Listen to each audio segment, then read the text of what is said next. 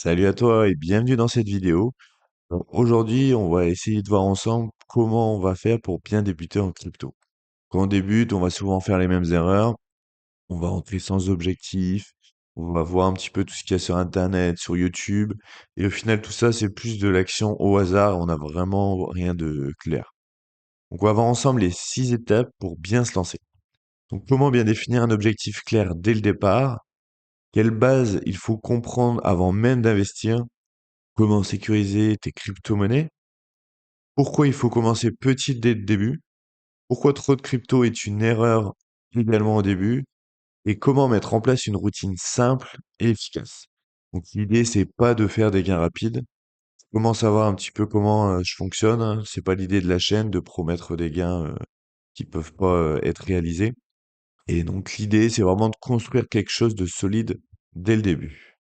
Pour l'étape 1, il va falloir clarifier l'objectif. Donc, il faut se poser la question, pourquoi tu veux entrer en crypto?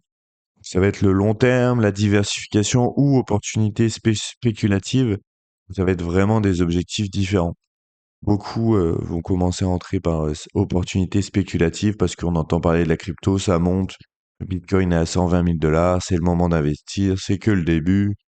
On entend beaucoup de ça au début, malheureusement, c'est pas forcément la bonne manière. Faut vraiment mieux investir sur du long terme aussi en termes de diversification de patrimoine. Donc sans objectif clair, tu vas réagir au bruit du marché. Au premier mouvement, tu changes de plan, tu hésites et tu fais des erreurs inévitables. Donc c'est ça. Si on a acheté du Bitcoin, par exemple, à 120 000 dollars, on va avoir peur dès qu'il va baisser de 10, 15, 20%, donc on va vendre. Au final, le Bitcoin, il va remonter. Là, on va racheter. Donc, au final, on a vendu plus bas et on a racheté plus haut. C'est vraiment des erreurs tout à fait évitables qu'il faut faire attention. Alors, pour cette étape 2, il va falloir comprendre les bases. Donc, qu'est-ce que la blockchain? La technologie sous-jacente, pardon.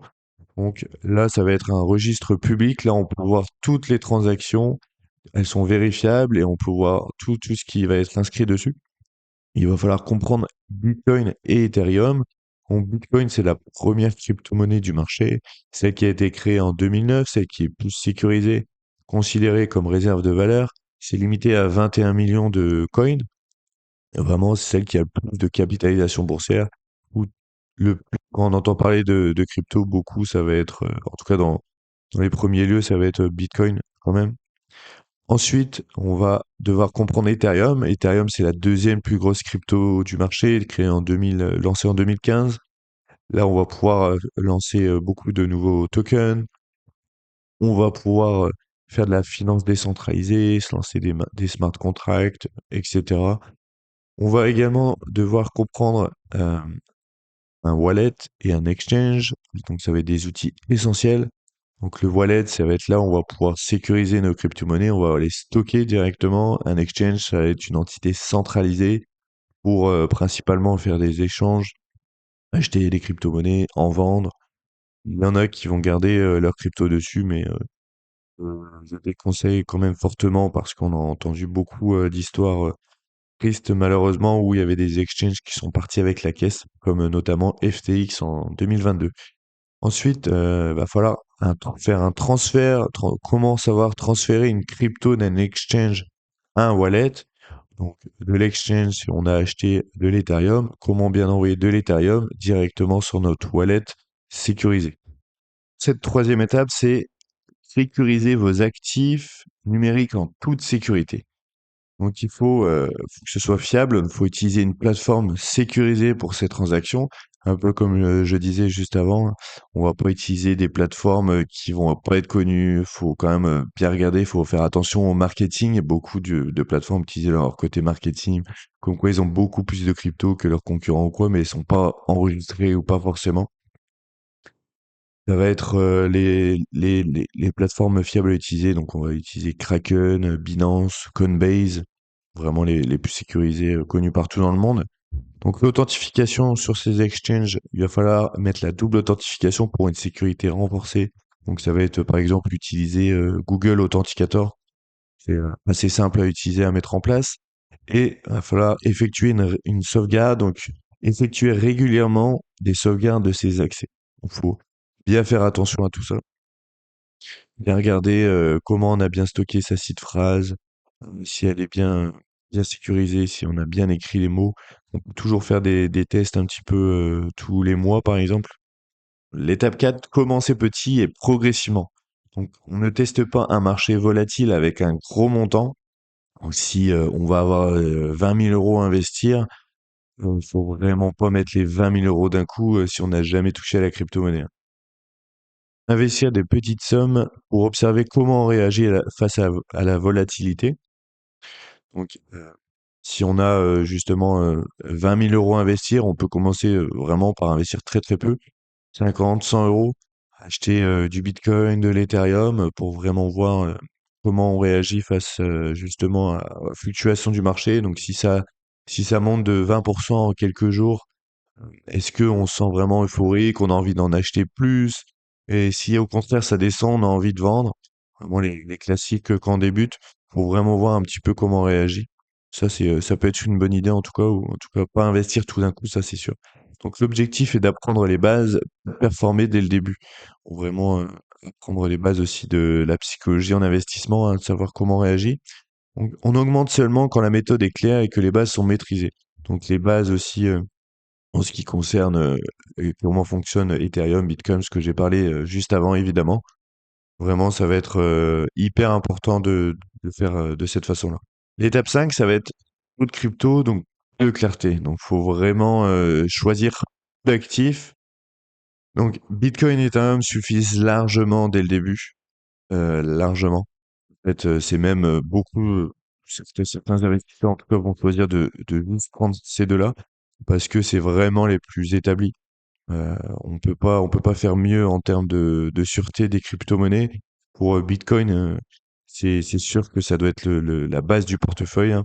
Et Ethereum également, si on a envie de se diversifier un petit peu. Certains préféreront juste Bitcoin, mais en tout cas, les deux, ça suffit largement. Pour débuter, c'est clair. Il faut vraiment maîtriser les bases de Bitcoin et Ethereum avant de se divertir, de faire de la diversification, pardon, sur, sur d'autres cryptos. Donc la diversification excessive est une illusion. Pourquoi? Parce qu'en fait, si on va avoir 20 000 euros à investir, toujours pour garder l'exemple, si on investit dans 10 projets, on va investir 2 000 euros sur Bitcoin, 2 000 euros sur Ethereum, etc. Au final, euh, il y aura des cryptos qui vont monter, il y aura des cryptos qui vont descendre, et au final, trop de diversification, ça va juste apporter en fait pas de performance malheureusement dans bien des cas. Beaucoup de projets disparaissent avec le temps. Faut rester simple au début et ça réduit les erreurs. Donc, exactement, comme je disais juste avant, faut faire vraiment attention à tout ça et pas se dire qu'on manque des opportunités comme on peut entendre beaucoup sur Internet. On voit toujours les x10, les x100 sur YouTube qui nous proposent, mais cette crypto, elle va exploser. Celle-là parce qu'elle parle de jeux vidéo, mais celle-là parce que on est dans le métaverse, celle-là parce que ça parle d'intelligence artificielle. Faut vraiment comprendre dans quoi on investit. Cette dernière étape, l'étape 6, il va falloir établir une routine simple en crypto. Donc, en termes d'investissement, il faut mettre en place un DCA dans l'idéal. Donc, si on veut garder l'exemple des 20 000 euros qu'on a à investir, on pourrait décider de mettre 2 000 euros par semaine pendant 10 semaines. Donc, si on décide, on peut mettre le premier du mois, le 8 du mois, le 15 du mois, ainsi de suite, directement sur Bitcoin, sur Ethereum, mettre par exemple 70% sur Bitcoin, 30% sur Ethereum de ce qu'on a investi chaque semaine. C'est vraiment important en tout cas pour aussi lisser son investissement et réduire le risque justement d'une grosse volatilité sur notre portefeuille crypto parce que si on investit tout de suite les 20 000 euros, que le Bitcoin il perd 30%, ça peut être dur psychologiquement parce que ça peut prendre déjà, ça peut continuer de baisser. Et donc là, on serait peut-être amené à vendre à perte malheureusement. Et ça peut justement, être un manque d'opportunité, en investissement en DCA parce qu'on a investi petit à petit, on prend les baisses aussi. Donc il faut faire un suivi des investissements et de sa sécurité. Donc ça, il y a des outils, hein, pour, suivre tout ça, tous ces crypto-monnaies, le suivi, de combien on a investi, chaque semaine. C'est quoi notre coût d'achat moyen et cetera. Et la sécurité évidemment, hein, comme je parlais des, double authentification avec Google Authenticator ou aussi, bien sûr, la seed phrase avec notre wallet à sécuriser. La simplicité, donc faut vérifier rarement le cours des crypto-monnaies. On évite l'obsession des graphiques. Ça, bien sûr, c'est facile à dire, surtout quand on est en période où les cryptos on vont avoir une forte volatilité à la hausse comme à la baisse. On va avoir tendance à regarder. Mais vraiment, par expérience, c'est vraiment à éviter. Parce que psychologiquement, c'est dur. On pense qu'on est plus solide qu'on ne l'est. Mais en tout cas, c'est quand même vraiment dur. Au fur et à mesure, on commence à s'y faire. Je peux regarder le cours des crypto-monnaies, ça peut descendre de 30% en une journée. Ça va me faire un petit quelque chose, mais ça va pas me faire, en tout cas, me dire, ah, il faut à tout prix que je vende, il faut à tout prix que je vende, hein, parce que je suis là sur le long terme. Donc, ça me pose pas de problème, hein. Avant de conclure cette vidéo, je voulais juste te parler que j'ai créé un ebook sur les 10 erreurs des débutants en crypto-monnaie. Donc, si tu te poses des questions de quelles sont les erreurs à éviter, je vais t'inviter directement à cliquer sur le lien juste en bas en description. T'as juste à entrer ton prénom, ton adresse mail et tu vas recevoir ça directement dans ta boîte de réception. Pour conclure cette vidéo, on va voir donc pour réussir en crypto, ça va nécessiter une méthode. Donc la stratégie, elle va primer sur le hasard. Dans le monde des crypto-monnaies, la méthode et la rigueur sont essentielles pour naviguer avec succès. Vraiment, faut bien comprendre les bases. Donc, qu'est-ce que Ethereum? Qu'est-ce que Bitcoin? Qu'est-ce que la blockchain? Comment fonctionne un exchange? Comment faire des transactions? Comment fonctionne un wallet bien sécurisé? Donc, il faut aussi adopter une approche simple pour maximiser ses chances de réussite. Donc, méthode simple d'investissement, ça va être donc le DCA, Dollar Cost Averaging. Comment investir chaque semaine qui va être important? Pourquoi il faut pas investir tout d'un coup? Pourquoi il faut mieux investir dans Bitcoin plutôt que dans des shitcoins qu'on comprend pas? Parce que ça va être Bitcoin, il va être très simple à comprendre. Ça va être 21 millions d'unités. Vraiment, tout ça, ça va être important de savoir les bases, vraiment des méthodes simples pour vraiment réussir en crypto-monnaie. En tout cas, si ça t'intéresse, sache que je publie des vidéos régulièrement chaque semaine.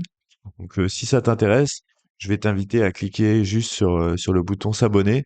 Et n'hésite pas, si tu as des demandes de vidéos ou quoi, tu peux les inscrire en commentaire. J'y réponds en commentaire également. Merci à toi et bonne journée.